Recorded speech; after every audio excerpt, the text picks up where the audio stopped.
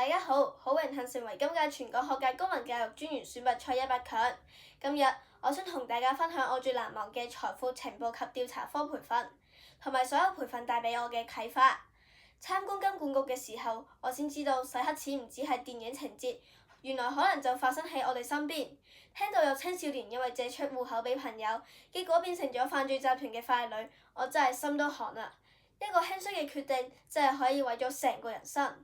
金管局嘅展覽仲展示咗香港錢幣嘅演變，由古代銅錢到而家高科技嘅防偽紙幣，令到我明白咗金融安全真係好重要。我哋一定要守住自己嘅戶口，記住唔租、唔借、唔買。除咗金融安全，其他培訓都一樣令我大開眼界。媒體素養班教識咗我點樣分辨真假新聞，AI 創作班令到我學識咗用科技傳播正能量。國家安全培訓更加令我明白到守護家國可以由小事做起。每一個培訓都貫穿咗同一個訊息：公民教育係一份責任，係一種行動。作為公民教育專員，我會由自己做起，將呢份意識同埋責任傳開去，影響更多身邊嘅人。多謝大會俾我咁寶貴嘅學習機會，公民教育由我做起，多謝大家。